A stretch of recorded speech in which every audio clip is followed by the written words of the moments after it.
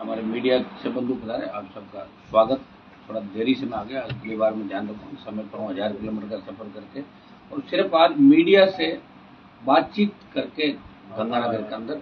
और 29 अक्टूबर को जो बीकानेर के अंदर हमारी पार्टी का 7वां स्थापना दिवस है, और वो हम बड़े धूमधाम से मना रहे हैं। 7वां स्थापना दिवस कोई आंदोलन नहीं है, बड़ी रैली 7वें स्थापना दिवस के रूप में बीकानेर के अंदर रखी गई। और बीकानेर संभाग के चारों जिले, बीकानेर, हनुमानगढ़, गंगानगर, चूरू, यहाँ मैं मीडिया के माध्यम से लोगों को आमंत्रण देने निकला हूँ। कल मैं चूरू में था, आज गंगानगर के अंदर हूँ। आपको भी सुबह 7:30-8 बजे में पहुंचा था यहाँ चल के। कल नागौर से चूरू, बीकानेर, वहाँ दंतौर होता हुआ आपको पूरा भारत माला से यहाँ पाया था। और अब मैं हनुमानगढ़ जाऊंगा। गंगानगर, हनुमानगढ़ का किसान राजस्थान के अंदर सबसे मजबूत है, ये नहरी इलाके हैं। और हम जिस मारवाड़ के जिस इलाके के साथ हैं, वहाँ तो अब जाके लोगों की आर्थिक स्थिति में सुधार हो रहा है।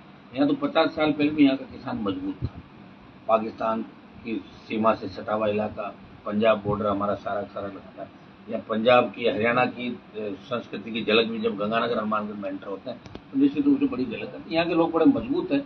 71-65 की लड़ाई के अंदर यहाँ के लोगों ने सेना का बहुत मनोबल बढ़ाया, मजबूती से बॉर्डर पर सेना के साथ खड़े होकर लड़ने के लिए तन मन धन से मजबूत लोग हैं, बॉर्डर पर रहते हैं।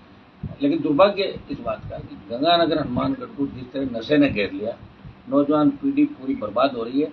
हमें नशे पे कैसे पाबंदी हो, पंजाब, हरियाणा, इनके जरिए नशा गंगानगर, हनुमानगढ़ के रास्ते फैलता जा रहा है। और नए जो सिंथेटिक नशा है, MDMA और ये दूसरे, तो इससे नौजवान पीढ़ी पूरी बर्बाद हो रही है। एक बार आप इनका सेवन कर लो, 4 बार कर लो, उसके बाद आदत पड़ जाएगी, फिर व्यक्ति कुछ भी कर सकता है। इसलिए नौजवान पीढ़ी को बचाने के लिए नशे पे कंट्रोल करना चाहिए। यहाँ की जो पुलिसिंग है उसके बारे में मैं अभी का तो नहीं कह सकता, लेकिन पहले लोग यहाँ पोस्टिंग लेते थे पैसे कमाने के लिए। अच्छा, ये कलेक्टर, SP, डिप्टी, थानेदार, वो कहते थे 15-20 साल पहले कि गंगानगर, हनुमानगढ़ के अंदर अगर पोस्टिंग नहीं लेती फिर मजा नहीं आता। तो यहाँ मजा लेने के लिए लोग आते थे, खूब बोरियां भर के पैसा यहाँ से लेके जाते थे। किसान सीधे हैं और वो अपने उसके अंदर मस्त है, भाई अपना काम निकलना चाहिए, चाहे काम कैसे ही हो। यहाँ सबसे बड़ी विडम्बना इन दोनों जिलों की है। यहाँ लोग मजबूत भी हैं, कांग्रेस BJP के खिलाफ बहुत से यहाँ निर्दलीय उम्मीदवार भी जीते, दूसरी पार्टियां में जीती, खुद अपने दम पर लोग जीत के गए। लेकिन क्षेत्रीय पार्टी की आवश्यकता राजस्थान को है, और उसका हनुमानगढ़, गंगानगर की जो 11 सीट है, जब तक यहाँ लोग मजबूत नहीं होंगे, जवान किसान मजबूत होंगे, तब तक क्षेत्रीय पार्टी राजस्थान के अंदर बहुत मजबूती के साथ आगे नहीं बढ़ सकती। मैं लगातार प्रयास कर रहा हूँ। जब मैं यूनिवर्सिटी के ज़माने में पढ़ता था, जयपुर के हनुमानगढ़, गंगानगर के लड़के किसानों के और शेखावाटी, ये सब ज़्यादा राजस्थान यूनिवर्सिटी के अंदर पढ़ा करते थे 97-98 के दौर के अंदर। और हमारी बहुत मदद उन्होंने उस ज़माने के अंदर की, और हम ये प्रयास करेंगे जो मदद करके उन्होंने मंजिल मुकाम दिलाया, प्रयास करेंगे वापस किसान जवान के हम काम आए, उनको ताकत दें। दूसरा सबसे बड़ा नशे के बाद जो यहाँ आजकल व्यापारियों को धमकियां गंगानगर, हनुमानगढ़ के अंदर जो मिल रही है, ये राजस्थान अपराधियों का अड्डा बन गया। गैंगवार की जो घटनाएं बीच में बंद हो गई थी, वापिस नए सिरे चालू होगी। कुचामन के अंदर जिस तरह रमेश रोलानिया की हत्या की गई, एक खौफ का वातावरण अपराधियों ने यहाँ तय किया। 1 को मौत के घाट उतार दिया, अब जिनको 20 को धमकी मिली बड़ा पैसे देके चले जाएंगे। वो विदेश से बैठे हुए लोग वहाँ ये जिम्मेदारी लेते हैं कि हमने ये अंजाम दिया ताकि उनकी पॉपुलरिटी हो। लेकिन राजस्थान की सरकार को चाहिए कि दिल्ली की सरकार से बात करें, इंटरपोल के माध्यम से हार्डकोर जो भी क्रिमिनल है, जो गैंग यहाँ चला रहे हैं, चाहे पंजाब की गैंग हो, चाहे हरियाणा की, राजस्थान गैंग की कमर तोड़नी बहुत आवश्यक है। और वो वक्त आ गया जब इन गैंगस्टर को अब इनका पुख्ता इलाज सरकार को करना है। ये हमारी प्रमुखता से मांगे रही। गंगानगर, हनुमानगढ़ के अंदर जहाँ भी मुझे कोई जानकारी होती है धमकी की या दूसरी, तो मैं तुरंत प्रशासन से बात भी करता हूँ, यहाँ के जो भी IG, SP, DG बात करता हूँ, प्रयास कर रहा हूँ। लेकिन आज राजस्थान गलत दिशा की, गलत ट्रैक की ओर चला गया। अब ऐसा लगता है, हर आदमी कहता तो ये कि अब क्या होगा, बताओ आगे क्या होगा। तो मेरा तो यही सबसे आह्वान नौजवानों से, आप मजबूती से लड़ें, आगे सब ठीक होगा। क्योंकि भगत सिंह अगर उस समय सोच लेते कि मैं जब शहादत दे रहा हूँ, तो उनको तो उस समय लोग जेल से रिहा कराने के लिए जेल तोड़ के लोग तैयार हो गए थे, क्रांतिकारी जेल तोड़ के उनको ले जाएंगे। लेकिन उन्होंने कहा, जब क्रांतिकारी ने उनके बैरक में एक पत्थर पे कागज लिख के फेंका सामने, साहब हम जेल तोड़ के आपको निकाल लें। तो उन्होंने लिखा कि अब जो देश के अंदर माहौल बना हिंदुस्तान में, वो इस बात का माहौल है कि भगत सिंह जी को फांसी क्यों दी जा रही है। इस माहौल के अंदर मैं जेल से रिहा नहीं होऊंगा, मेरा मकसद है भारत माता को आज़ाद कराना। भगत सिंह रहे या नहीं रहे, लेकिन भगत सिंह अमर रहे। और उन्होंने उस पर ये लिख के भेजा ताकि जेल से आराम से बाहर आ सकते हैं। तो उन्होंने सादत इस देश को बचाने के लिए। राजस्थान के अंदर भी अब बहुत से नेताओं को हर जिले से मजबूरी के साथ आगे आना होगा। लोग पार्टियों की टिकट की कतार में लग जाते हैं, टिकट मिलती तो ठीक है, नहीं मिलती तो विचार प्रचार करने लग जाते हैं, खड़े होते हैं, वापस फार्म उठा लेते हैं। मैंने देखा कि यह क्षेत्रीय पार्टी को लेकर लगातार किसी ने प्रयास राजस्थान में नहीं किया। अगर कोई पार्टियां आई तो हरियाणा, पंजाब, यूपी उनके दल आए थे, उनके नेताओं के नाम से कुछ दिन ऐड चले, उसके बाद टाटा बाय बाय हो गए। हमने प्रयास किया राजस्थान के अंदर। 7वां स्थापना दिवस हमारा राष्ट्रीय लोकतांत्रिक पार्टी ने क्या खोया क्या पाया, इसके बारे में आपको बता दूं। खोया तो हमने एक 3 विधायक से 1 विधायक और उसको 0 हो गए। पाया ये कि पूरे देश के अंदर ये बात चलने लगी, चाहे किसान आंदोलन हो, उसमें सादत की आवश्यकता पड़ी तो अकाली और राष्ट्रीय लोकतांत्रिक पार्टी मोदी की सत्ता छोड़ के सड़क पर आए, 2 दल में एनडीए से अलग, और किसानों का सम्मान बढ़ाया देश का। अग्निवीर की लड़ाई हम लड़ रहे हैं कि अग्निवीर समाप्त करके पूर्णवादी सेना भर्ती रैलियां कराएं। पहलवान बेटियों का तय मामला था। आप डिबेट सुनते हैं लोकसभा के अंदर, नशे के खिलाफ अगर बात करनी हो, अपराधियों के खिलाफ करनी हो, हर वर्ग हर जाति का मामला पार्लियामेंट में उठाते हैं। राजस्थान के जो तमाम लंबित मुद्दे हैं उनकी बात भी लोकसभा के अंदर हम उठाते हैं। जो इन दोनों जिलों का प्रमुख मुद्दा है राजस्थान को उसके हिस्से का पानी जो नहीं मिल रहा है पंजाब से, हम हरियाणा में हमें पानी नहीं दे रहा, तो हिस्से का पानी अगर लगातार, इस बार तो ठीक हुआ मामला, लेकिन हमेशा ये आंदोलन हम देखते हैं रावला गढ़साना से लेके लगातार आंदोलन हमने देखे जहाँ किसानों को सादत देनी पड़ी और सरकार लाठी गोली के तब तक कुचलने का प्रयास भी करती है। यहाँ के किसान मजबूत है, भाईचारे के साथ रहते हैं, लेकिन हर आंदोलन के अंदर इनका बहुत बड़ा योगदान हनुमानगढ़ गंगानगर किसानों का रहा। लेकिन दुर्भाग्य से यहाँ पार्टियां वही आती है, एक बार कांग्रेस एक बार भारतीय जनता पार्टी। हम चाहते हैं इन दोनों पार्टियों को घर बिठा के एक नया क्षेत्रीय पार्टी नया नारे के साथ कि राजस्थान को हमें बचाना है, सबको मिलकर राजस्थान बचाना। ये आम जन के अंदर जो नशा, बढ़ते अपराध और जो हालात, और आज एमएसपी खरीद की हम बात करें तो हमारी मूंगफली, मूंग और दूसरे जो यहाँ एमएसपी पे खरीद हो रहे हैं, तो टोकन जैसे ही आप खोलोगे तो लगेगा कि आपकी सब लिमिट ही पूरी होगी, टोकन इश्यू नहीं हो रहा है। धनतेरस को चालू किए, 2 दिन बाद बंद हो गए। फसल बीमा कंपनियां प्रीमियम ले लेगी, लेकिन कागजों के माया जाल में उलझा के और क्लेम आपको नहीं देगी किसानों को। किसान कहाँ पुकार करेगा, नेताओं को करेगा, नेता 2 दिन में भूल जाएंगे और अपने काम में लग जाएंगे। तो हनुमानगढ़ गंगानगर सहित पूरा राजस्थान परेशान है। यहाँ की नहरी इलाके के मैंने कुछ समस्याएं आपको अलग से अवगत कराई कि यहाँ नशा, व्यापारियों में और आम जन में अपराधियों का खौफ, और नहरी पानी जो हमें पंजाब, हरियाणा और इस इलाके से मिलता है, वो पानी समय पर हमें इलाके में किसानों को नहीं मिला। तो पंजाब के मुख्यमंत्री से उस आंदोलन के अंदर मैं गया था, 2 दिन हमने पानी चालू कराया, लेकिन दुर्भाग्य देखिए कांग्रेस पार्टी ने वो आंदोलन चालू कर दिया कि आप पार्टी राजस्थान को पानी दे रही है अपने दोस्त के कहने से, तो फिर वो पानी बीच में बंद हो गया। 2 दिन पानी दे दिया था लेकिन बंद हो गया। तो ये पॉलिटिकल पार्टियां अपने वोट के लिए कुछ भी कर सकती है, हमें इन चीज़ों का सबको ध्यान रखना है। और हमारा जो बीकानेर की रैली है उसका मेन एजेंडा ये कि 7वीं वर्षगांठ है और 7 संकल्प हम उस दिन लेंगे। 3 साल जो आगे राजस्थान के अंदर होंगे, 25 के बाद 26, 27, 28, 3 साल बाद इलेक्शन होगा राजस्थान का। 7 नए संकल्प के साथ हम रोड में राजस्थान का बढ़ाएंगे। जवान किसान जिन मुद्दों को लेकर आंदोलन करेंगे उनके साथ साथ 7 संकल्प हमारे रैली में महत्वपूर्ण होंगे, और इस रैली से राजस्थान की 28 की राजनीति तय होगी बीकानेर की रैली। सर आपने कल सीकर में कहा था, पूछूं सर? हाँ जी सर, आपने कल सीकर में कहा था अशोक गहलोत जी का पहले वसुंधरा के साथ गठबंधन था, अब बजरलाल जी के साथ था, जबकि डोटासरा तो रोजाना ही कहते रहते हैं कि तो 25 सरकार है, 25 सरकार तो सही है, 25 सरकार तो है ही। डोटासरा जी कहना चला तो अशोक गहलोत डोटासरा का बयान अलग भी तो हो सकता है। पुलिस की जो सूची आई है, जिस तरह SOG, crime, ACB, SOG, ATS, इनको एक अलग विंग के रूप में किया, पीएचयू बराबर पैरेलल खड़ा करने का प्रयास किया। क्राइम जितने आईजी लगे रेंज, आप रेंज के अंदर आईजी देख ले, एक आध कदम नहीं कह सकता, बाकी हड़ा बोड़ा है सारा राजस्थान के अंदर मामला।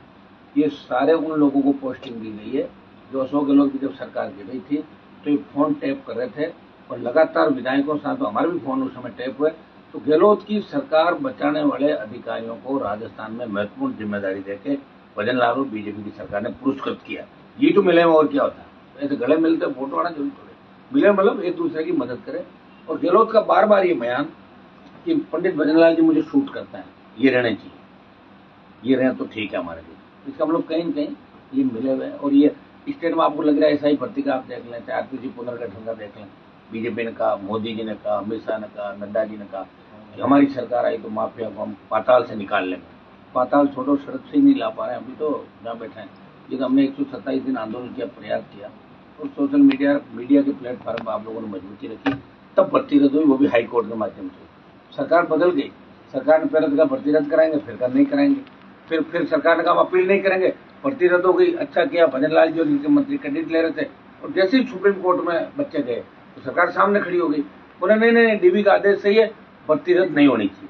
तो सरकार की जो दोगली नीति है, इसके बारे में इसे सीधा सीधा ये पता लग जाएगा। डोटासरा कुछ भी कह रहे होंगे, वो कह रहे बड़े मगरमच्छ कौन है, पकड़ो पकड़ो, तो ये तो भजनलाल तय करेगा, अब नहीं पकड़ना है, इसका मतलब कहीं के अंदर खाना है। इन लोगों में बात हो रही है, जो रीट के एग्जाम थे, कलाम कोचिंग सेंटर में जो छापे मारे गए, आपको सबको पता उस समय क्या बात चली थी, और उसके बाद वो बात अचानक कैसे दब गई।